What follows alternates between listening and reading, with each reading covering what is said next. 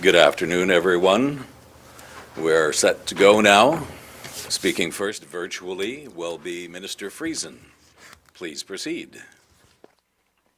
Good afternoon, everyone. It's Cameron Friesen, Minister of Health, Seniors and Active Living for the province of Manitoba. It's good to be with you this afternoon. Bonjour, merci de vous joindre à nous aujourd'hui. I'm joined today, as you can see, not virtually, by Acting Deputy Chief Provincial Public Health Officer Jas Atwal and our Chief Nursing Officer and Co-Incident Commander Lanette Siragusa. So thank you both for being here.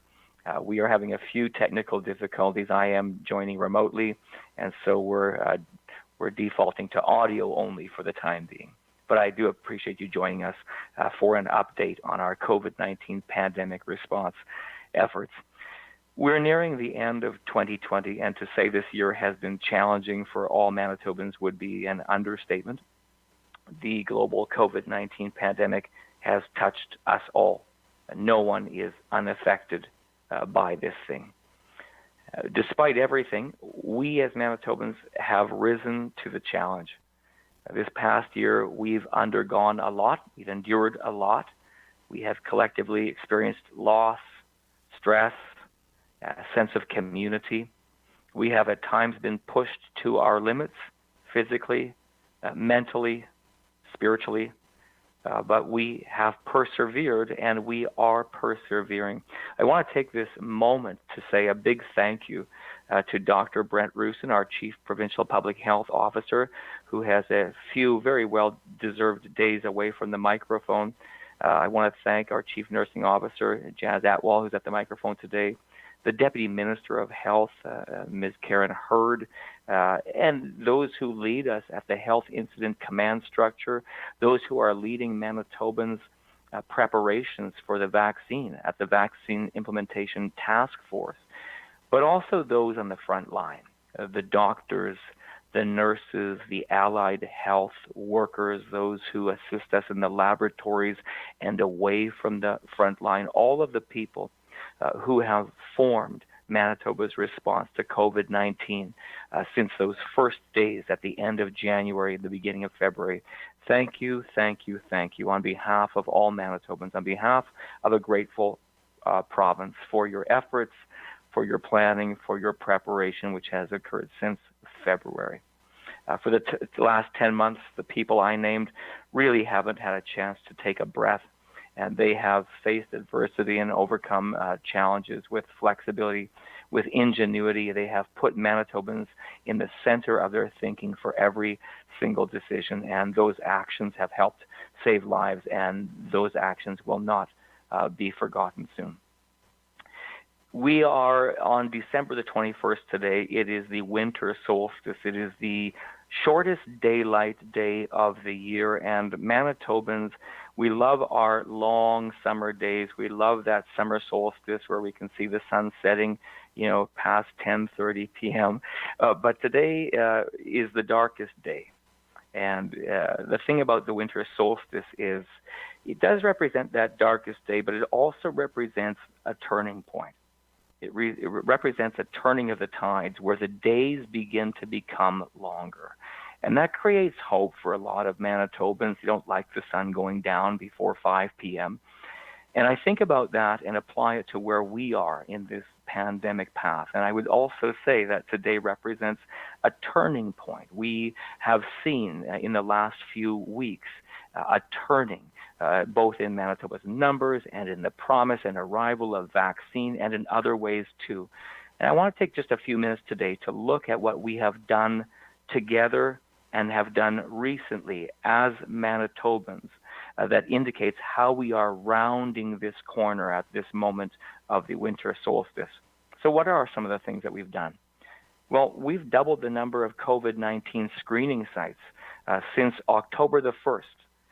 From 15 sites to 29 sites. I understand that the Arborg drive-through site is our most recent site to come online. And these sites have a collective steady-state capacity of 4,000 swabs a day, and they have capacity to surge to higher numbers. And that's a big success. We've implemented as well an online appointments booking system that Manitobans have become acquainted with, and that has eliminated lineups for getting tests done. Our logistics experts have constantly been re-examining our collection transportation routes to make sure that we're getting samples to the labs as quickly as possible and that there isn't wasted time. And in recent days, the time from collections to arrival at labs has been averaging around 12 hours, which is incredibly fast when you consider the scale and geography of the province of Manitoba. But once those swabs get to the lab, the number of lab tests performed doubled between the first week of October and the first week of November. We went from a 5-day average of 1,900 in that first week of October to an average of almost 3,900 on November the 7th, and that's incredible. From swabbing to the test result being known, we've optimized our workflows to have an under 48 hours total turnaround time target. And we hit that target a while ago already. And these days, we're regularly seeing total turnaround times of 24 hours or less. We also just launched a new SMS service whereby Manitobans can now get a text telling them that their test results are in. No more waiting endlessly at the phone or the computer. But this is just a start of our race to get ahead of the virus. After that, we have to notify Manitobans that they are positive, and then we have to start alerting their close contacts. So we have over 130 newly trained callers in active monitoring, along with 200 callers from Statistics Canada for some time now. And public health is consistently reporting that over 80% of people are being contacted within 24 hours of a positive test result. Most regions are exceeding that number. Over the past several months, we've improved all of our turnaround times. And that's not a single step, but that's a coordinated, deliberate, and planned set of work plans impacting thousands of Manitobans to do things better and to do them faster. And additionally, we've created a whole-of-government approach to procurement of personal protective equipment, which has been incredible. And some of you have heard about the establishment of Manitoba's first pandemic warehouse, which will be an asset for this province, not just during a pandemic, but going forward, that ability to store more effectively those things that we may need in an emergency, and then to draw from them effectively, but to keep drawing those products through the inventory to make sure they don't become stale or post-dated. We found ways along the way to buy locally, and I just saw that Minister Reg Helwer had put out a press release last week to show the extent to which Manitoba companies stepped up to provide those products and the equipment to keep workers and patients safe, and that has been an incredible effort behind the scenes. So as we speak, that pandemic warehouse is being built pallet by pallet, a solution for the future for all Manitobans. Now, we are not aware of any province that has a more comprehensive plan in place to be ready on PPE. It's a proof point that when we all work together, we are better.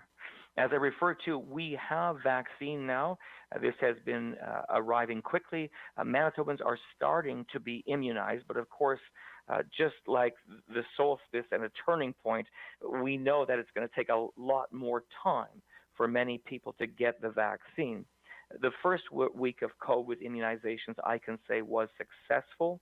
We had 900 healthcare workers able to book an appointment. We will have more vaccine produced and delivered to Manitoba, and more people will receive that COVID immunization. It is remarkable the speed at which the world has come together to produce a vaccine in record time. It is remarkable to think already in Manitoba, those first frontline healthcare workers have been vaccinated. So it is slow, but it is sure, and we will turn the tide on COVID-19. So there's a sense of hope and optimism in the province as we move into 2021. And if we continue to all do our part, our numbers in terms of those daily case numbers will steadily decline. We've shown our resilience as a province before. We know that we can do it again. Nous avons déjà montré notre résilience en tant que province et je suis convaincu que nous pouvons le faire à nouveau. I want to wish everyone a Merry Christmas, happy holidays, safe and happy few weeks ahead of us. Je souhaite à tous les Manitobans un très joyeux Noël, de joyeuses fêtes et une nouvelle année saine et sécuritaire. We know that right now there's a lot of challenge before us. We know that there's a lot of Manitobans who are at home today, who understand that these gathering limits mean that they can't visit or get together with the people they really want to at this time of year. Many people are struggling with loneliness. Retailers and small business owners and employees are struggling with knowing that they can't do business the way they normally would. There are elderly people feeling that they are shut in and isolated and cut off. This is a major change to the way we normally enter into this holiday season, and we don't want to make light of that. But we do want to say, if I return to that same metaphor, that just like with the winter solstice, the change takes time to become perceptible, but the change is there. So it will be in Manitoba. We are making plans right now for what comes next, for what comes after this current shutdown and these current restrictions, and that planning returns or continues. But in the meantime, Manitobans can know that the days will get longer, and that changes the way we think about things. So with that message, I'm going to turn things over now to Dr. Atwal. Dr. Atwal, please take it away. Thank you, Minister. Good afternoon. I'm Dr. Jazz Atwal. I'm the Acting Deputy Chief Provincial Public Health Officer. Today, we are announcing 4 additional deaths due to COVID-19. 3 are from the Winnipeg Health Region, and 1 is from Southern Health Santé Sud Region. I want to extend my condolences to the families, friends, and caregivers of these individuals announced today. It's especially hard to lose someone, especially around the holidays, especially with the restrictions that are in place right now. The current 5-day COVID-19 test positivity rate is 11.5% provincially and 10.5% in Winnipeg. As of 9:30 this morning, we had 166 net new cases of COVID-19 virus cases that have been identified. The total number of lab-confirmed cases in Manitoba is 23,025. If you've been tested for COVID-19 at select Winnipeg locations and provided your cell phone number, you can now get text messages letting you know when your test result is available online. The results of the test are not given in the text message for privacy reasons, and we won't use your phone number for anything except contact tracing and test result notifications. Text message notifications will be available for more testing sites throughout the province in the coming days. In public health, we're hearing more reports of people attending work or school with mild symptoms. There seems to be some confusion around when you should stay home sick and go for a COVID test. I'd like to take this opportunity to remind everyone of our public health advice. If you have one of these symptoms, you must immediately self-isolate, which means staying home from work or school and limiting contact with those in your household. Fevers or chills, cough, sore throat or a hoarse voice, shortness of breath, loss of taste or smell, vomiting, or upset stomach for more than 24 hours. If you have 2 or more of the following symptoms, you must immediately self-isolate, which again means staying home from work or school and limiting contact with those in your household.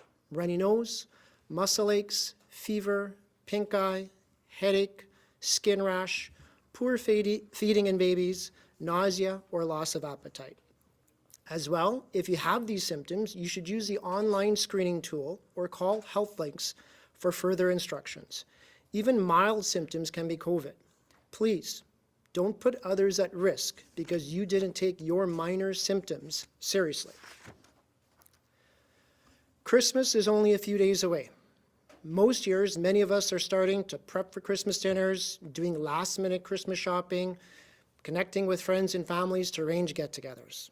Though it's hard to change yearly traditions, this year needs to be different to protect our loved ones, our frontline workers, and our vulnerable Manitobans.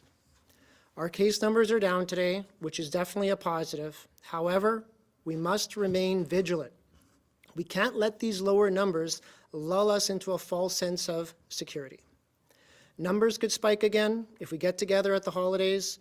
We need to make sure these sacrifices this year are done to make sure that next year we're able to celebrate with all our loved ones safely gathered together. Please keep holiday celebrations within your own household. Celebrate with friends and family on the phone, online. Don't travel to northern Manitoba or out of the province unless it's absolutely essential.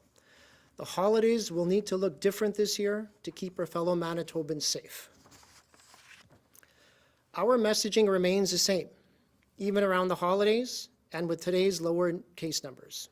We need to stay at home. We need to practice the fundamentals of staying home when we are sick, washing our hands, covering our cough, wearing a mask. We need to stay home from work and schools and go for testing if we're experiencing COVID-19 symptoms, no matter how mild the symptoms are. We need to only go out for essentials and only send one person. We must all take action together to stop this now.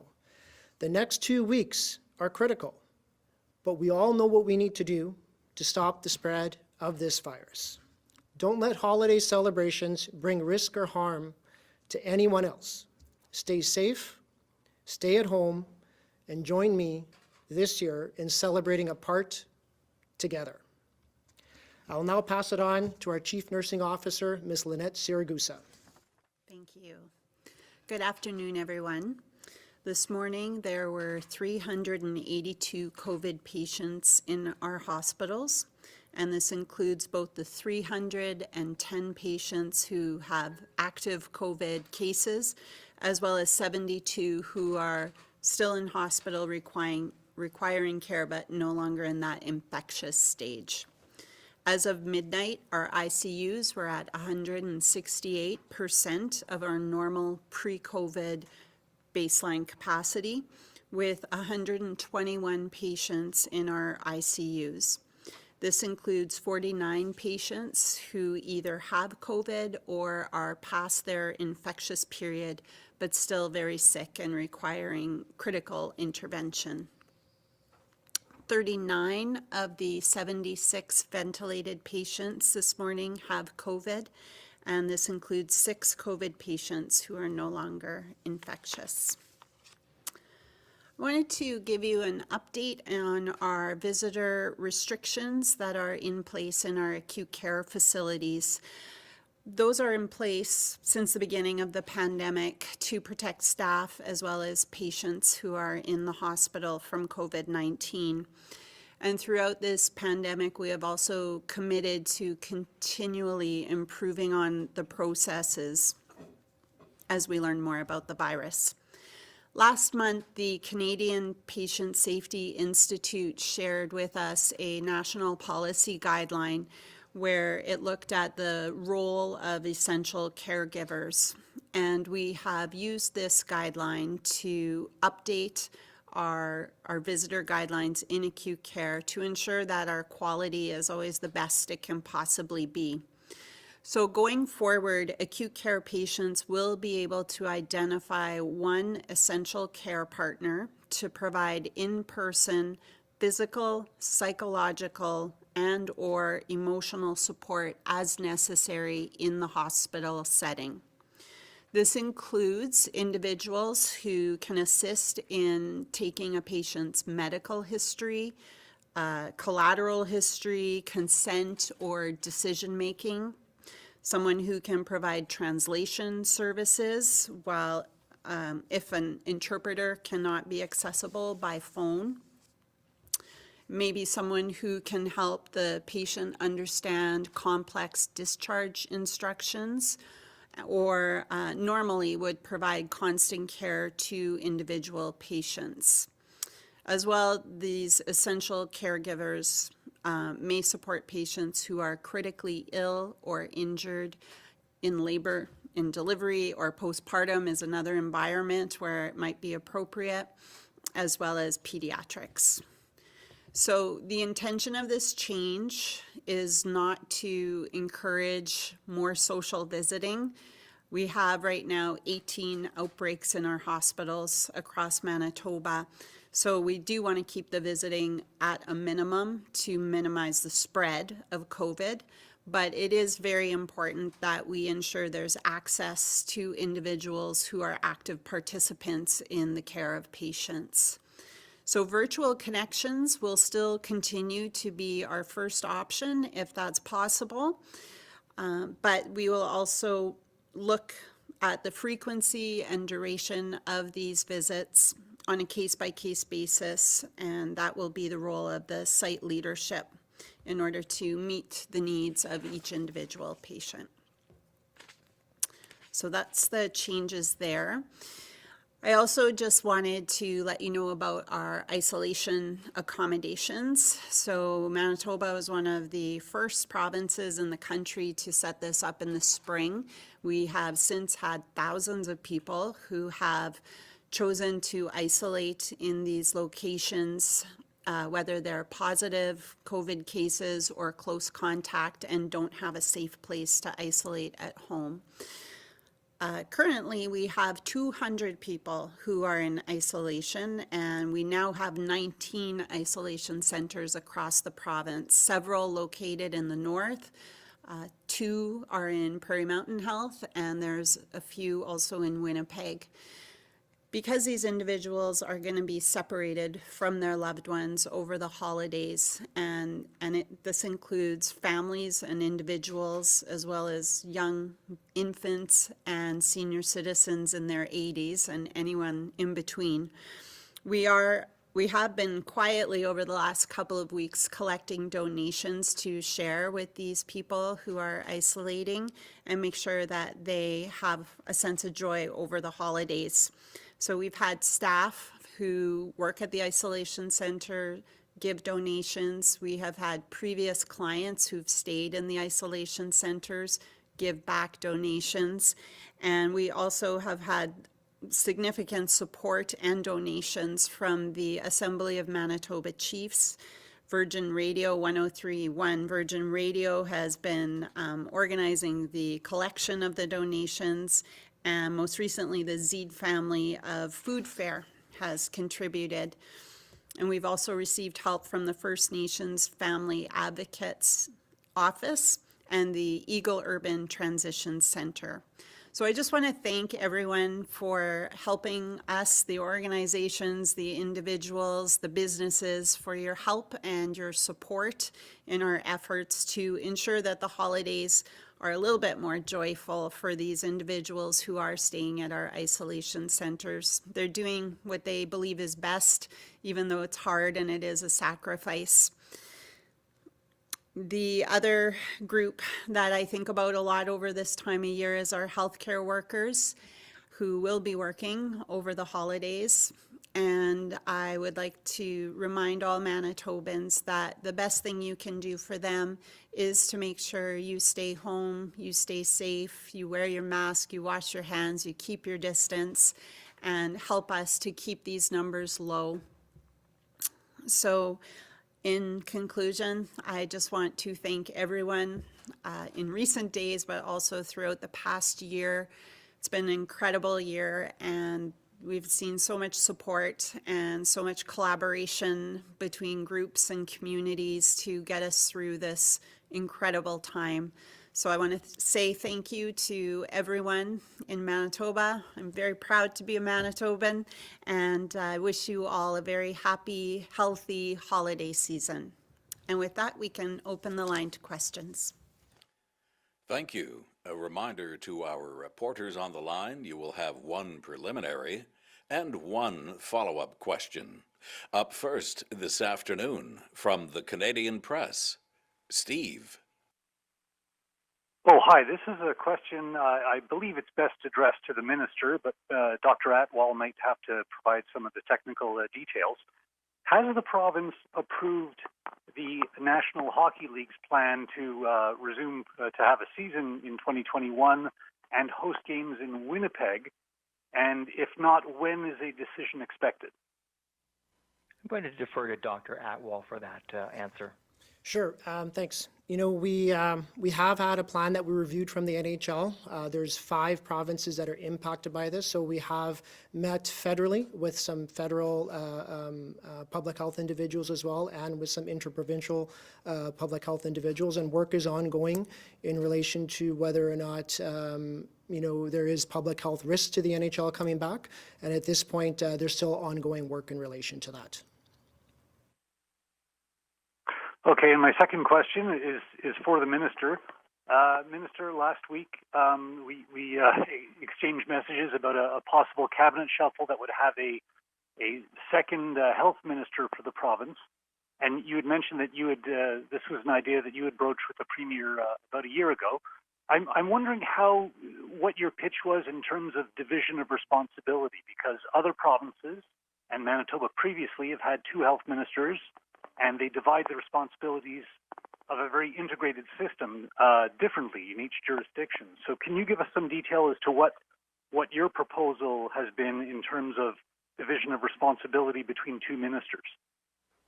No, Steve, I won't. I'm fully focused on the work in front of me, responding to COVID-19. We let the chips fall where they may.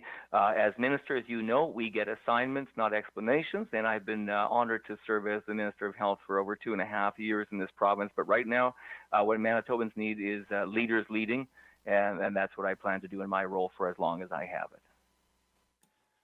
From CTV Winnipeg, Josh. Good afternoon, Josh Crabb from CTV Winnipeg. A question for Dr. Atwal on the new variant of coronavirus identified in the UK and Australia. What do you know about this strain, and what impact could this have on Manitoba? Yeah, thank you. So the new strain isn't actually a new strain. I mean, it has been floating around in the UK since September. What's happening right now is there's a lot more attention being paid to it because that strain seems to be multiplying or causing more infections than the original strain that was in the UK. From a Manitoba perspective, we haven't seen that strain in Manitoba at this point. We are going to do some further work in relation to that as well. I know nationally there's a lot of work being done at the provincial, at the Public Health Agency in Canada, National Medical Laboratory, in relation to looking at that strain, looking to see if that strain has arrived in Canada. To the best of our knowledge, it has not. We have done some sequencing of the virus in different provinces, et cetera, and nothing has come back positive that we are aware of as of yet. The risk, it doesn't seem to be any riskier than the virus that has been floating around, so it doesn't appear to cause any more severe disease. It does appear to be a little bit more communicable, and again, work is being done on that. And it should have no impact on testing with the testing equipment that we use in Manitoba. And from a vaccine effectiveness standpoint, it appears that it should not impact that with the information we have right now. Thank you for that. On the holidays, I'm just wondering what the next couple weeks, including Christmas Day, Christmas Eve, might look like from an enforcement standpoint. Will there be more officers on Christmas Eve, Christmas Day? I can't speak to the numbers. I mean, enforcement officers are always out there. They have the ability to force. I mean, hopefully we have a few more snowstorms so no one has the ability to go out there and we don't need the enforcement officers, obviously. I mean, that could be a question that you could direct to Justice as well. From City News, Jonas. Good afternoon, folks. Thanks for doing this today. Ms. Siragusa, first question for you. Just off the news or the NDP just held this afternoon, some concerns over nurses' care ratios. The big concern they had was changes of a nurse-to-patient ratio right now, and just how long this will last and kind of how this came about, I guess, as a decision. I haven't seen that. Is that in relation to acute care or personal care homes? This is critical care nurses, yes. Okay. So we continue to evaluate. We haven't implemented the team-based models of care everywhere as of yet. We are looking at where there's opportunities, and it is very dependent on what the patient needs are and what who the team is based out of. So we will continue to look at it. We based it on what other jurisdictions have done, and it is absolutely not our intention to put any professional or patient in an unsafe situation. But it is a very different way of working. So we've always said, and we will continue to work with our teams in critical care. They meet every single day. They document where there's opportunities to do better, where there's challenges, and they also post where they've followed up and made solutions. So I don't doubt that there's challenges in changing the way we work. We would expect that, but we have to just keep looking at how we can do better, how we can improve working collaboratively, and also making sure always above anything else that there's safety. So we'll continue on the path, and we're always listening. For that. Second question is for the Health Minister. Minister Friesen, I know you just mentioned that you're not sure about exactly the roles of a second Health Minister. Is there a timeline on this? Do you know? Do you know if it's possible when you might be informed as to when this could be changing? No, that decision is not up to me, and so it's a status quo until we hear otherwise. So, look, I mean, some provinces in Canada have 2 health ministers, some have 1. Certainly, there's enough work to go around, but the key is teams, and we have some great teams in Manitoba that are supporting the work in health. From CHVN, Taylor. Hi, good afternoon. Ms. Siragusa, can you give us a picture of what it looks like in hospitals and care homes right now and what Christmas is looking like for their patients and staff? Yeah, it's a busy place in the critical care areas and also in the personal care homes. There's a level of stress, and going into the holidays, right now it feels a little bit stable. It's certainly higher of a baseline than we're used to, but it's been stable, and I think that's really because Manitobans have been doing what they need to do and following those restrictions. However, there is a bit of anxiety about still what's to come and how bad could it be. So we're really hoping that everyone stays vigilant. The teams are, as always, they're amazing. They know they have skills, and their presence is required, and they always do things with compassion and dignity. So they continue to do what they do. They work through this difficult time, and we have to make sure from an administrative perspective that they get time off to rest and recharge themselves over the holidays as much as possible. Thank you. And Minister Friesen, earlier you mentioned about how Christmas is going to be a different one this year. How are you hoping to see Manitobans celebrate Christmas? Well, I guess we would say to people, and as you say, it's going to be a very different type of holiday for everyone. But I guess we would say to people, you know, even though you cannot connect in the ways you normally would at this time of year with gatherings and sitting around a table with a big turkey in the middle of it, you can still connect.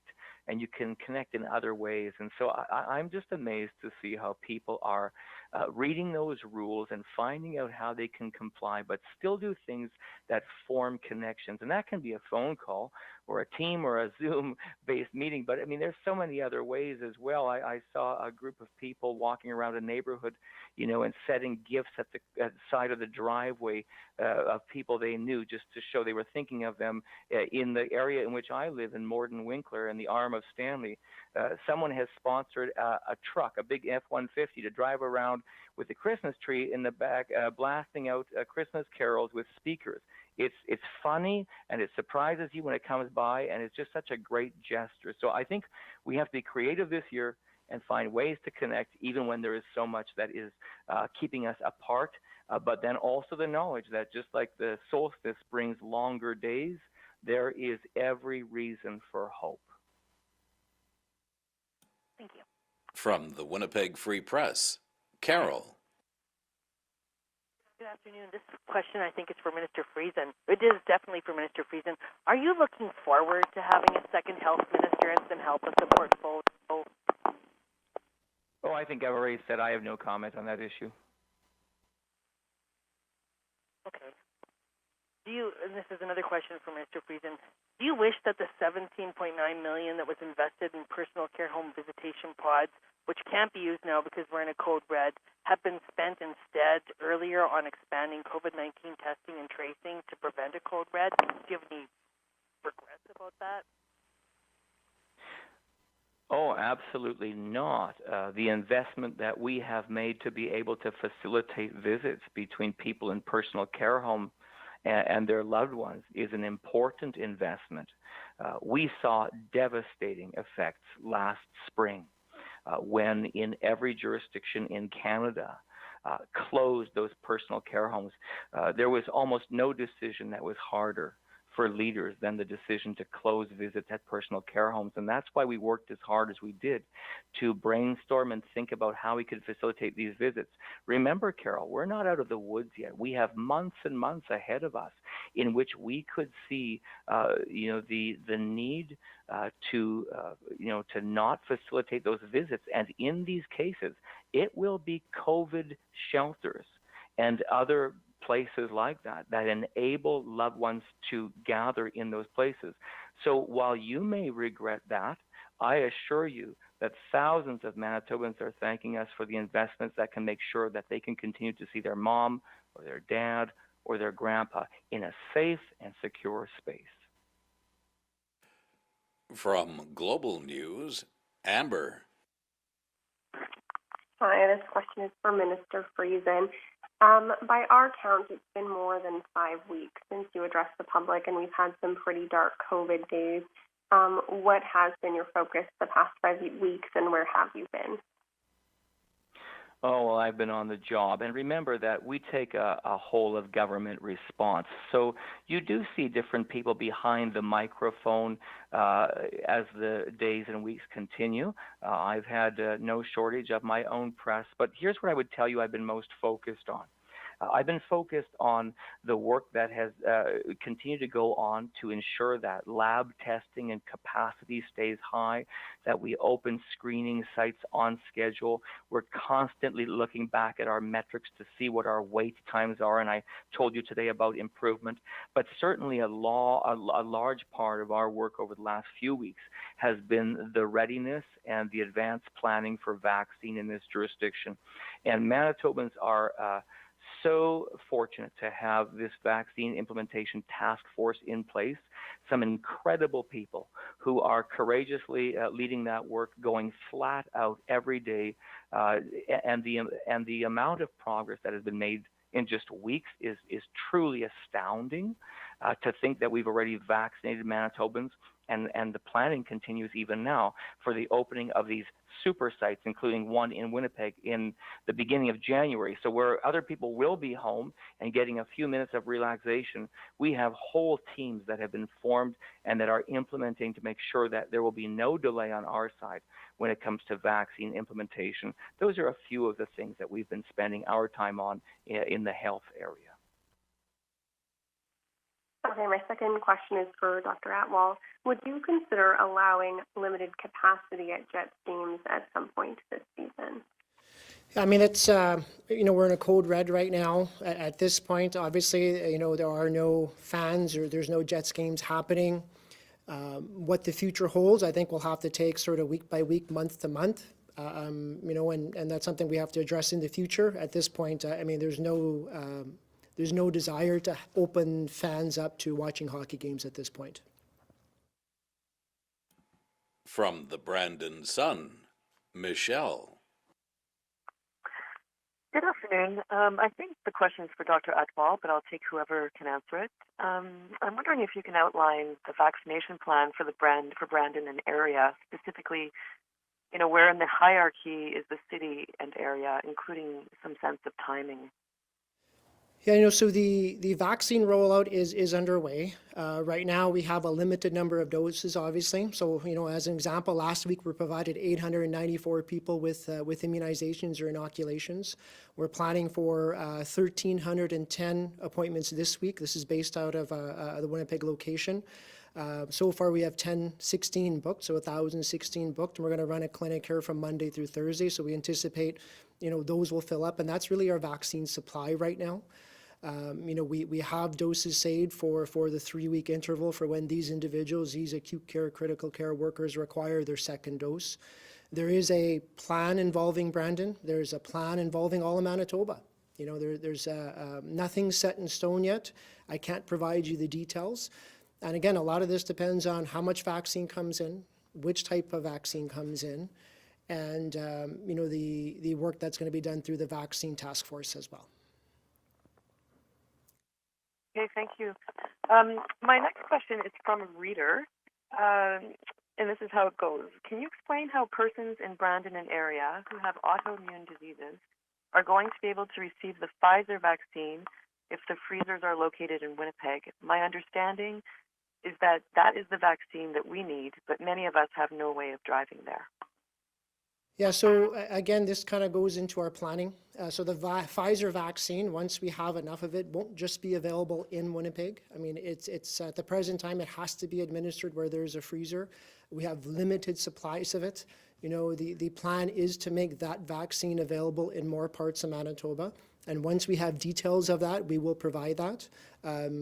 So it should alleviate some concerns, I think, from those people in Brandon or other centers in Manitoba. From the Winnipeg Sun, Scott. Good afternoon to all three of you. Scott Bilk here, Winnipeg Sun. First question, I guess for either the minister or for Dr. Atwal. The minister said in his preamble about that we've hit a turning point here. There's been a lot of concern, however, about winter gatherings, Christmas gatherings, New Year's as well. Is it a little too early to say that we've hit a turning point in the pandemic, given the risk or the worry, I suppose, coming up here with the Christmas season? Well, let me be clear on what I said, that the arrival of vaccine in jurisdiction represents a perceptible change in how we're viewing our place in the pandemic.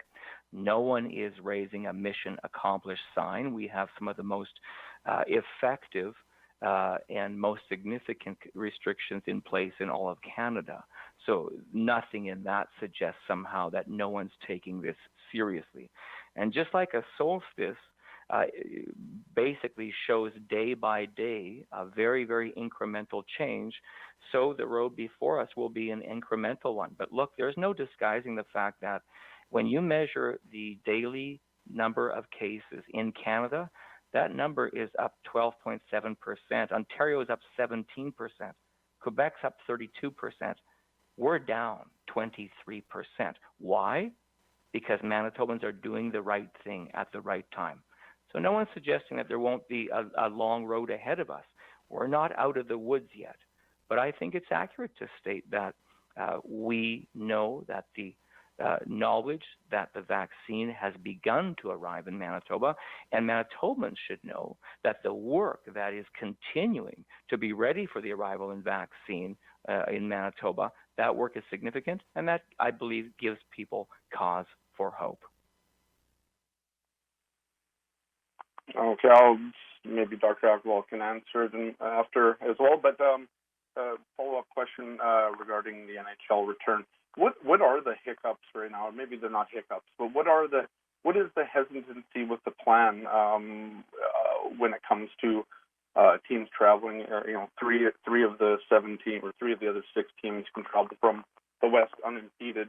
They don't have to self-isolate. Obviously, the teams from the East would have to do that, or based on the current restrictions. I know there exemptions can be made, but what is the hesitancy, I suppose, for I guess allowing games to be played in Winnipeg?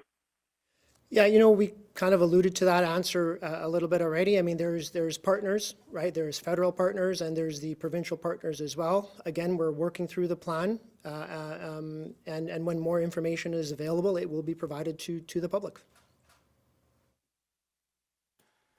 From CBC Radio Canada, Laisa. Bonjour. My first question will be for Dr. Lanette. I want to know, do you have an update on the COVID-19 in First Nations? So far, how many cases do we have in Manitoba First Nations? Yeah, I have some information there, and this isn't up to date to this morning, but there's a number of First Nations that are impacted by COVID-19. Some are very disproportionately impacted as well. I mean, at the present time, there's 55 out of 63 communities that are impacted by infections. There's 1,431 active infections in those First Nations communities. There's a group of roughly 6 communities that comprise over half of those infections. So, I mean, there has been media attention to some of this as well in relation to some of those partnering communities. So again, there is a lot of work being done with stakeholders, public health, federal partners, provincial partners, regional partners in relation to addressing those cases within those communities. And a lot of work is being done by Shared Health as well in relation to AIA and making sure that every Manitoban has access to alternative isolation as well. Okay. And my second question will be about vaccine. Do we have so far data about, let's say, nurses that receive the vaccine? Do we know if the numbers are on different regions, like maybe Winnipeg and then out of Winnipeg? I don't have specific numbers on who exactly has received the vaccine. Whoever fulfills the criteria had access to it. I'm not too sure for compiling details like that, but that's something we could look at. From CBC Manitoba, Bart. Hi, Minister Friesen. Merry Christmas to you. We haven't seen you here for weeks, as Amber said. We haven't been able to ask you questions. Today is the first time the case count is down below 200 cases. We've got 167 cases here. What would you have to say to the perception that you've been ducking these things until you had some good news? Just repeat that last line, Bartley. I just missed that last phrase. What would you have to say to the perception you've been ducking these news conferences until there was a good sunny day like today? Oh, I see what you're asking. Oh, well, I'll always welcome a chance to duck a news conference with you. No, I won't. Obviously, we're all accountable, and we every day we're showing up and working hard. I actually believe I was just doing a scrum at the bottom of the stairs of the legislature a few weeks ago when the House was still in session. But I would want all Manitobans to understand that the work continues. Both in front of and away from the microphone. However, I think to your question of what does the number represent, the number represents progress. And the number represents the connection between restrictions and compliance. I think that is the important takeaway here. Manitobans, have been waiting for the numbers to show that they are following their willingness to comply. And while we're not out of the woods yet, 166 is a move in the right direction. I would just add the following. Last week, I had a federal, provincial, territorial meeting with all the ministers of health, including the federal one. And Dr. Tam presented updated epidemiology and modeling, and that modeling showed significant increases to basically all provinces, ongoing in Canada right now with the exception of Manitoba. We know that what we've been doing is working. Thanks for that. Dr. Atwal, can you confirm that late last week some doses of the Pfizer vaccine were spilled because people didn't show up for their appointments? I'm not aware of that. We were planning on, I believe, 900 people, and I think 894 showed up. So that's something we could double check on, though. Our final reporter this afternoon from TSN, Sarah. Hello, this question is for Dr. Atwal. It relates to the Winnipeg Jets and the NHL as well. Is there a timeline for when a decision could be made by the province? Is this something that we could see a decision on before Christmas? Yeah, I know, again, work is being done on this actively. I don't have a specific timeline for you, I'm sorry, but work is being done on this at the present time. Thank you.